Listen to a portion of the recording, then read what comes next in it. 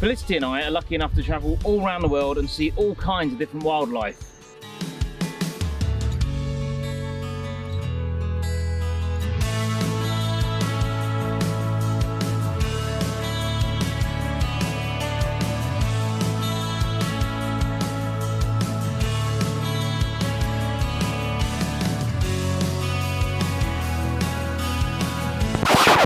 But now we're stuck at home just like everybody else. But we weren't going to let that stop us. We were watching the latest David Attenborough documentary on TV, and I thought a wildlife documentary looks like it would be really easy to film. So we decided to film one in our own garden. Now, it seems every good wildlife documentary begins with a soaring drone sequence. So we thought we'd try to do the same.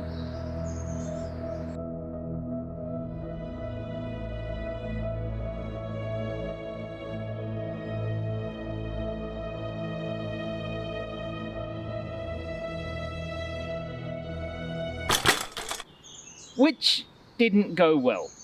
So as I was banned from flying the drone again until it was less windy, I decided to stay closer to the ground in search of wildlife. We're up here outside the Mercave studio, and as you can see here we have the magical trike covered over for the winter. And behind it in the back you can see some holes, and earlier this year I saw a tail disappearing into one of those holes. So I'm going to try and put some food out here for these animals, and then I'm going to wait and see if I can film and see what sort of creatures we've got in there. What kind of food are you using? I've got squirrel snacks. What if it's not a squirrel? Then we hope it can't read.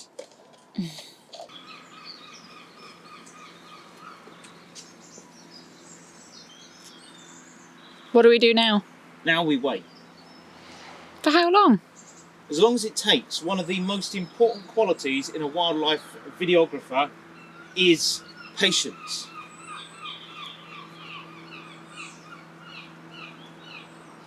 Actually, they're not likely to come right away, are they? Let's go and get some dinner first.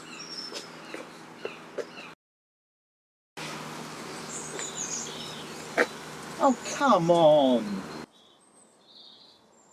The nature cameraman. Dedicated to his task. He will stay there for hours if need be, catching the footage that he needs. Time flows by like a river, but he will not be distracted. He will not leave his post.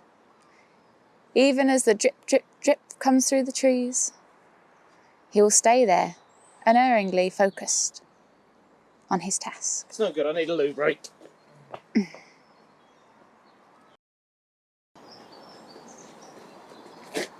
Oh, come on! At this point, I realised we might need some specialist equipment to try filming these creatures. Luckily, this year for Christmas, I got Felicity exactly the piece of kit we'd need. This is a trail camera. It's used to film animals in the dark. It senses when an animal is in front of the camera and starts recording, in night vision. I've been taking the time to learn exactly how this works, and after a lot of reading, I've come to the conclusion it's magic.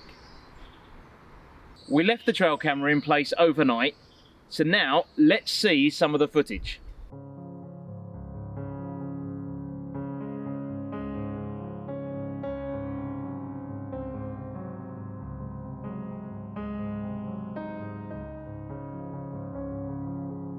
Here we have the humble woodmouse, Apodamus sylvaticus, here gathering in order What are you doing? Well, I'm doing the commentary for the video. Why are you doing a voice? Well, I do my David Attenborough voice. I thought it might lend the whole thing a little bit more. Let David Attenborough do classy. Your style's more... Yes? What were you saying about woodmouse? This cute little creature is a woodmouse, or field mouse as they're otherwise known. They look a bit like tiny kangaroos, so it's no surprise that they can jump rather well, over 2 feet in some cases. They have a varied diet. Seeds, grains, nuts, berries, insects and snails all make their way onto the menu. Although this one seems to have a preference for peanuts. As you can see, they are fast-moving, agile creatures. Wait, what happened there? Can we see that again? Can we see that in slow motion? Can we see that in slow motion with a sound effect? And I think we've definitely found the Greg of woodmice. I like that. In fact, I really like the woodmice. They're so cute, but there's something so wonderfully comical about them as well.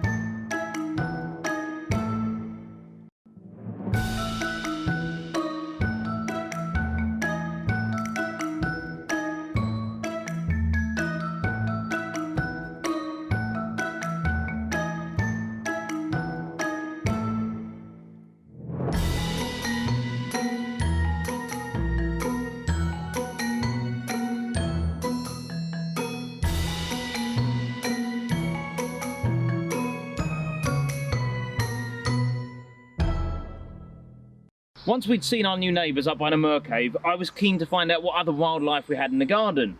And we'd heard some foxes outside.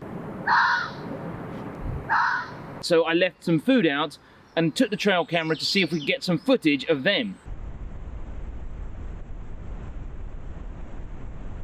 No, not you, not you, this isn't your bit.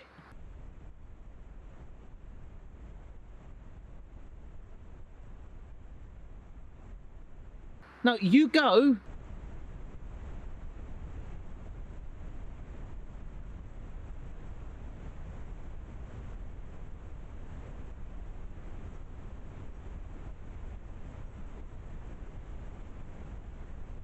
This is the no. You've had your turn. Leave. This is the foxes. Little mousy though. You really can't get the staff these days. Let's go back to FoxCam. We'll come back to our attempt to get foxes a little bit later on, but as many of you know, Felicity likes underwater life probably more than anything else.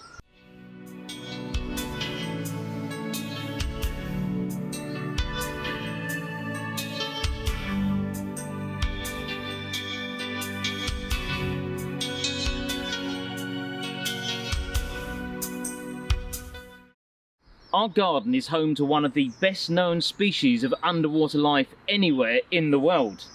So I was sent to try and film some of them. The goldfish. With 480 million of these now sold every year, they may seem commonplace, but they're also fascinating. Every year that they live, they grow an extra ring on their scales, which means that with a microscope, you can tell the age of a goldfish by counting these rings, the same as the rings of a tree. You may have heard the slanderous suggestion that goldfish have terrible memories, that their memories only last for 3 seconds. But actually, goldfish have really quite good memories. And at the University of Plymouth, they did an experiment where the goldfish had to sort of press a button for food. But then they changed it so that that button only worked for an hour a day. And they found just before that hour started, the goldfish started to queue up ready to press the button for their food. So not only can they figure out how that worked, they could also remember exactly what time of day it was due. Goldfish can actually see colour better than we can because they can see ultraviolet light, which helps them see movement in the water. However, as their eyes are on the sides of their heads, they have a blind spot directly in front, which our experience in Mexico tells us they share with whale sharks.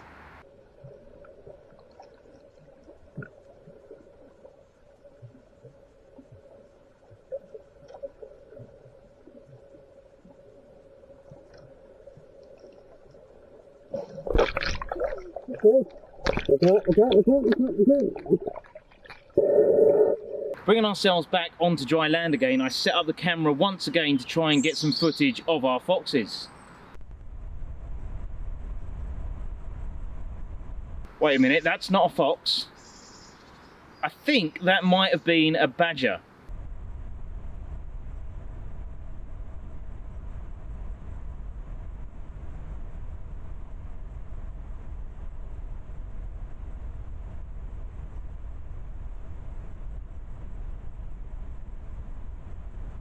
Animal identification has never been your strong point, has it? Is that a reference to the Palenque monkey incident? Might be. What was that? Monkey. Up the tree. No, escollátolo. Oh, okay.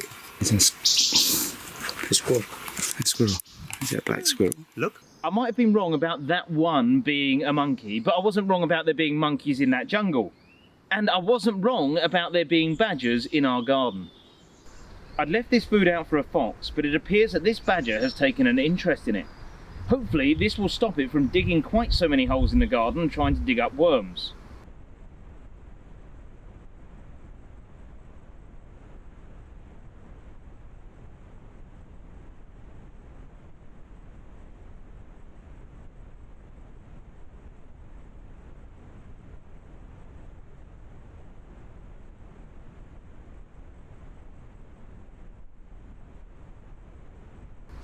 Wait, what? Did that badger just turn its nose up at my food? Clearly he's tried your cooking before. The next night we put the camera out again, even though it was raining heavily, to see if we could catch footage of the badger foraging for food.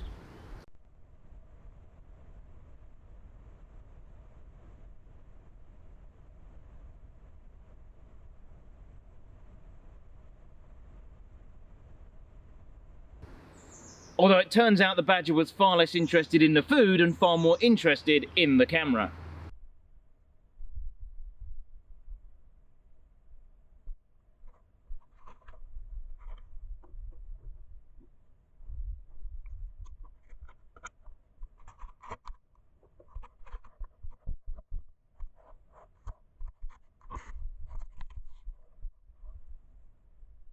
While our trail camera took the day off to recover from its run-in with the badger, I got up extra early to try and film some of the birds which come and visit the feeders in our garden.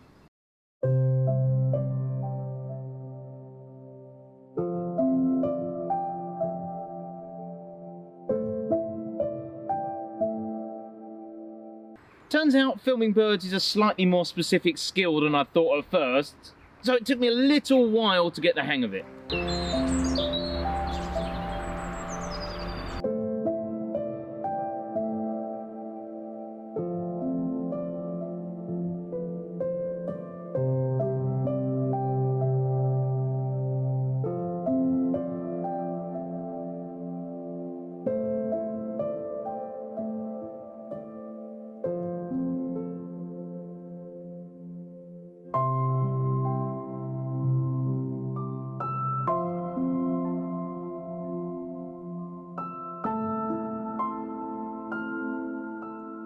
The range of bird life in the garden was incredible, from the tiny blue tits to the larger blackbirds and crows.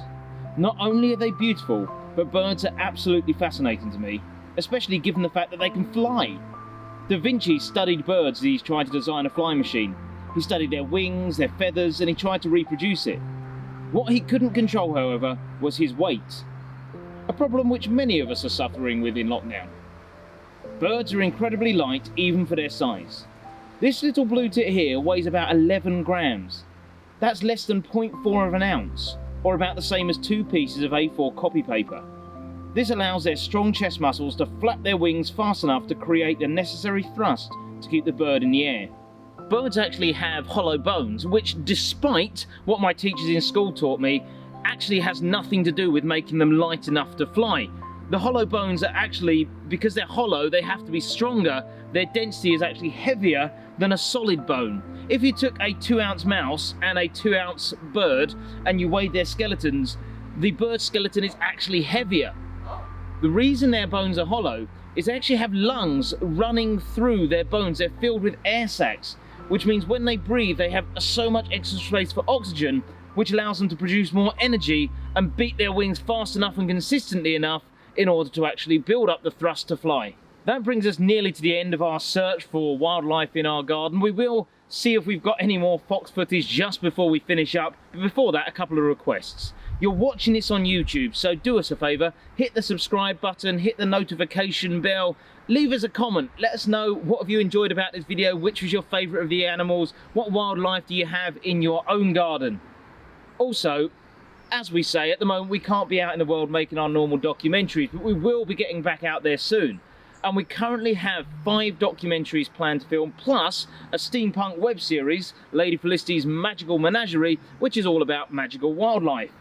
So if you'd like to help us make those and you've enjoyed this, then please go to www.co-fi.com/Greg/shop, where you will find our crowdfunder, and for as little as £3, you can get yourself involved, you can get all the behind the scenes news and stuff that's going on, and it really does help us to be able to carry on, come out of lockdown and get back to making these videos.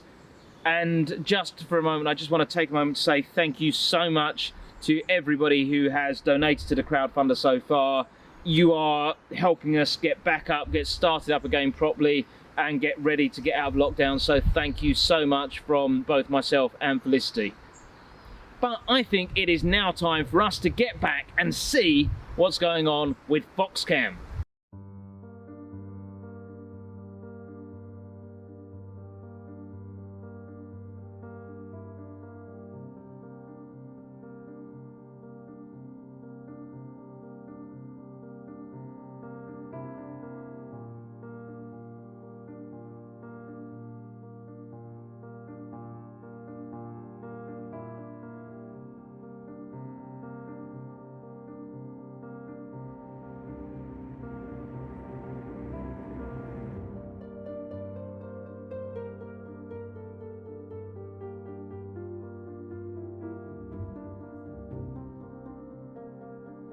Here at last we see our foxes coming out to enjoy an evening meal.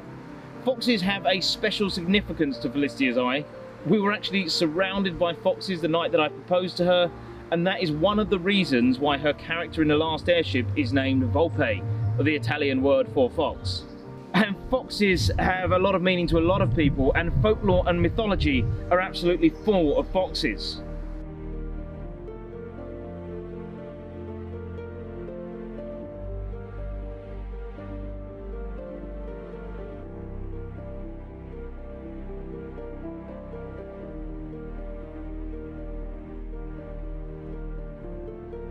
Greek mythology gives us the Tumessian fox, a fox that was destined never to be caught.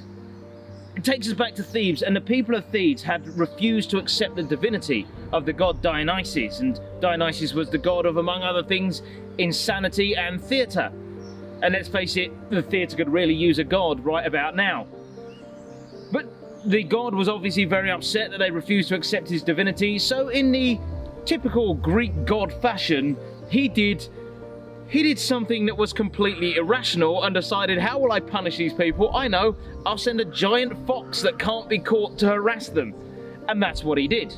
And of course the people of Thebes were worried about this, and they started looking for somebody who could help them, and various heroes and men went out and tried to catch this fox, tried to throw spears at the fox, but whatever they did, it would miss. You can't catch the uncatchable fox. Then along came Amphitryon, who brought with him Laelaps, a dog who was destined to always catch its prey. So now we have the uncatchable fox being pursued by the dog who must catch everything it chases. This causes a headache, not just for us, but also for Zeus, the king of the gods. So he did, again, the most logical course of action possible. He turned them to stone, put those stones into the sky, and they became two constellations, Canis Major and Canis Minor.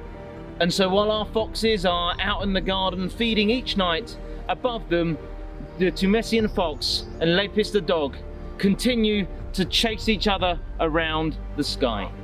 Of course, what the people of Thebes didn't know is if you really want to chase off a fox, you need a mouse.